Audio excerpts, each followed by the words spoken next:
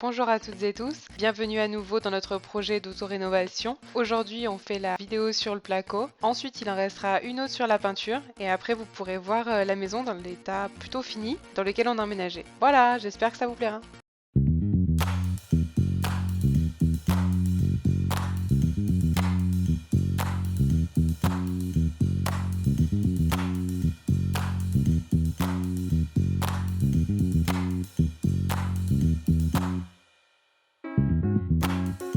Lu, Li, lu, li, lu. li.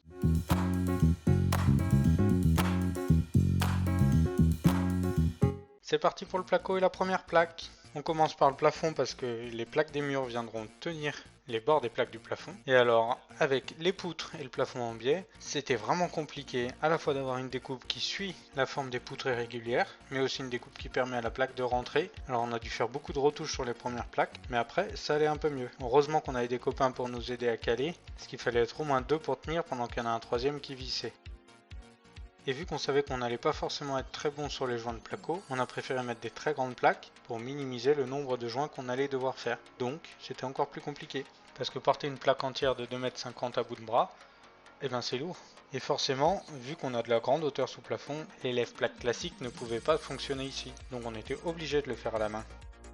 Avec le temps, on a trouvé une technique qui consistait à prendre une mesure tous les 10 cm au niveau de la charpente et les reporter sur la plaque. C'était un peu plus long au niveau de la prise de mesure, notamment pour tracer tous les 10 cm au plafond, mais après la découpe était beaucoup plus juste et la plaque avait pas besoin d'être beaucoup retouchée et ça c'était vraiment bien, notamment pour les bras. Bon, et vu qu'on n'avait pas des pros, on a mis au moins 5 ou 6 plaques avant de trouver cette technique. Et c'est peut-être pas la meilleure d'ailleurs. Si vous avez d'autres conseils, n'hésitez pas.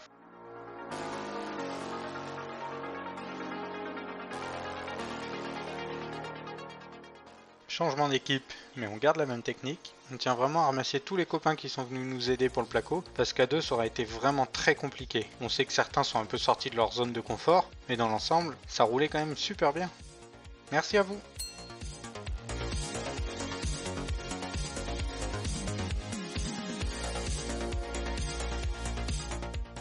Alors pour ceux qui étaient déjà là au début du projet, on s'était posé la question de la finition de ces murs et de ces plafonds, à savoir est-ce qu'on y met de l'OSB, du placo, du fermacell. On s'était posé ces questions notamment d'un point de vue écologique mais aussi esthétique. On voulait un aspect fini lisse et peinture, pas de l'enduit, que ce soit de l'enduit terre ou autre, notamment parce qu'on a déjà un mur en pisé et des murs en pierre apparents. Et ensuite, d'un point de vue écologique finalement, le placo c'est aussi bien voire mieux que l'OSB ou le fermacell. Et puis en termes de prix, il n'y a rien à dire, c'est vraiment beaucoup plus intéressant le placo. Donc finalement le placo ça reste le bon compromis qu'on a trouvé entre cette finition lisse qu'on voulait et un prix relativement abordable.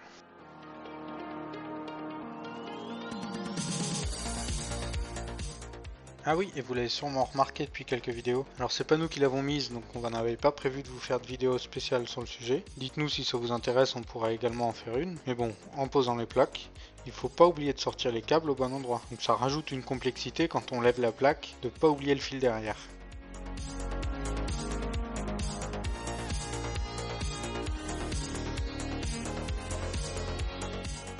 Allez, c'est la dernière plaque, enfin du plafond, parce qu'après on passe au mur.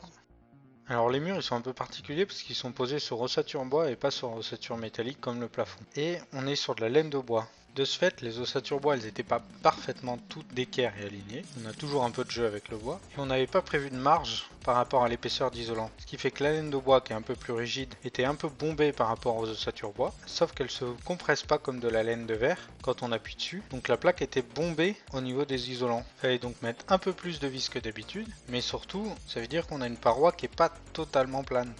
En clair, si c'était à refaire, on aurait pris au moins 5 mm de marge par rapport à l'épaisseur de l'isolant pour qu'on soit sûr que la plaque soit fixée sur les ossatures sans avoir à compresser l'isolant derrière.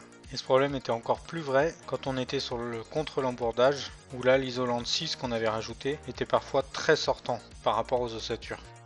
On le saura pour la prochaine fois.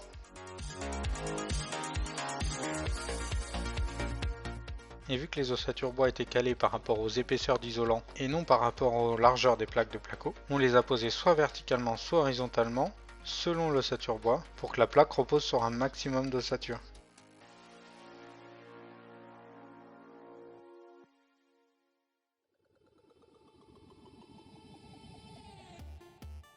Et ici contre le mur, vu que le pisé est pas droit, on reporte avec un crayon le profil du pisé sur la plaque en essayant d'être plus juste. Des fois il y a quelques retouches, vu que c'était la première c'était un peu long, mais on a réussi.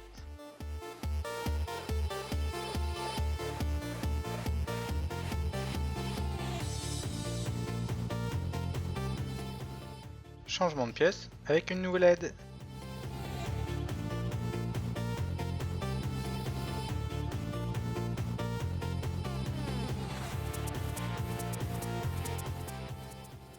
Bon, et des fois à force de trop travailler, ben on craque.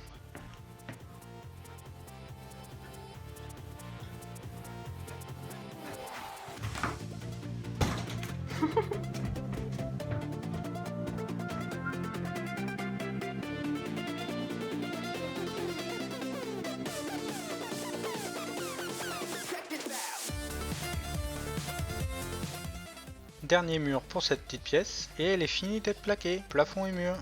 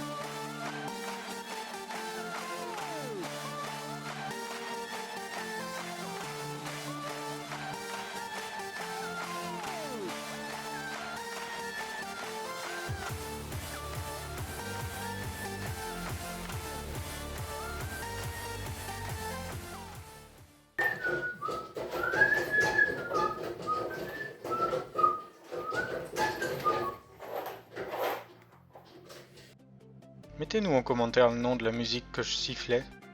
C'est pas un exercice facile parce que je siffle vraiment très faux. Je suis définitivement meilleur avec une scie circulaire. En tout cas, je fais des conneries, mais ça avance quand même. L'autre pièce est finie, et celle-là, il reste plus que ce mur et quelques plaques de l'autre côté. Bientôt la fin.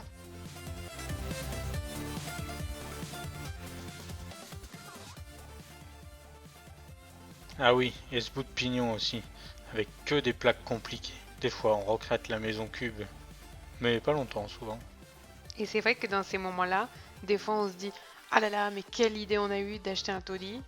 Puis on réfléchit, on re-regarde la maison et on se dit non, mais on a vraiment bien fait, on a vraiment eu un coup de cœur et il faut qu'on le suive jusqu'au bout.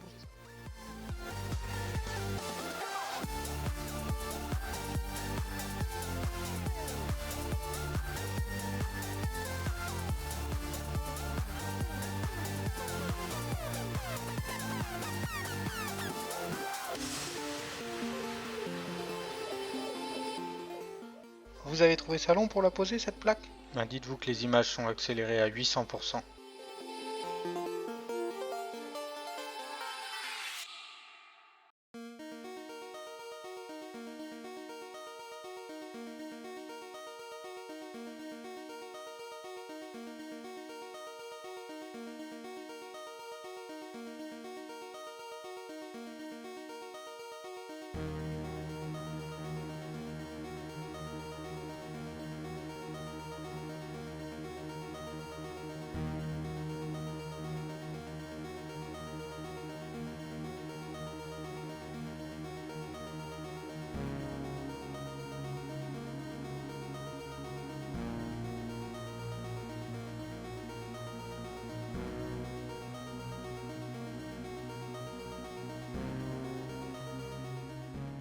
L'opinion est finie.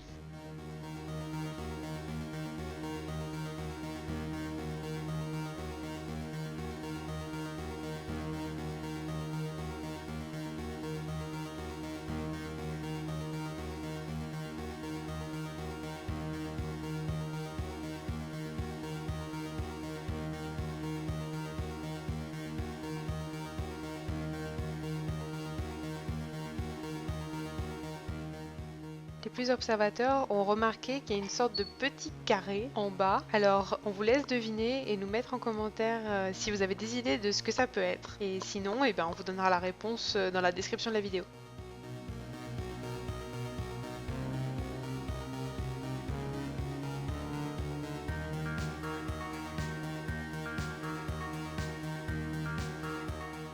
Et manque de bol, il nous manquait 2 plaques pour pouvoir terminer le placo.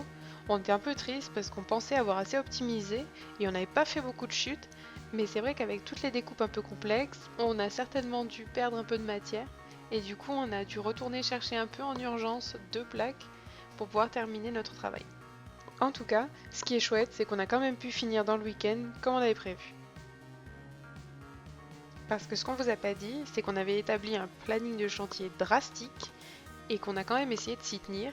Bon, on n'y est pas toujours arrivé, parce que des fois on avait un petit peu sous-estimé les tâches, mais dans l'ensemble, on était quand même plutôt proche du planning qui était prévu.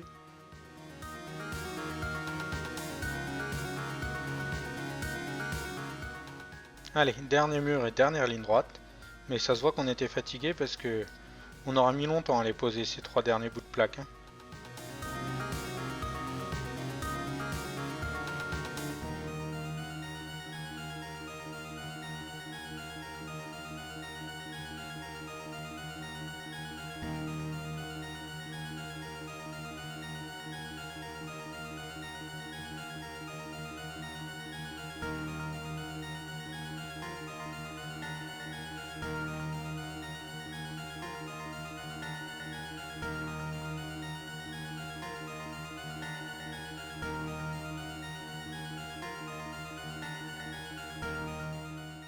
Tadam, le volume une fois fini.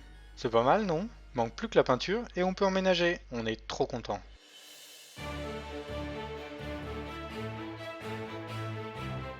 Pour notre part, on est assez séduit par l'aspect très lisse du placo, vis-à-vis notamment de la texture du pisé et de la texture des briques, et on trouve que les deux ça marche vachement bien ensemble.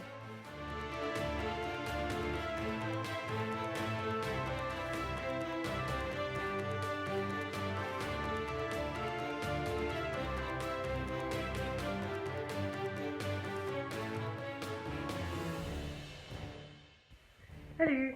On vient de finir d'embellichonner et de protéger toute la partie en fait avec les poutres, notamment les poutres toujours, le tour des fenêtres. On va toujours dans une idée de protection pour pouvoir faire tous les joints et ensuite pour pouvoir attaquer la peinture. Tout le sol entièrement protégé. Et malheureusement, on n'a pas trouvé d'autres alternatives aux polyane. Donc on est un petit peu déçus sur ce point-là parce que c'est vrai que ça fait beaucoup de déchets. Donc si vous avez des tuyaux pour mettre autre chose, on est assez preneur.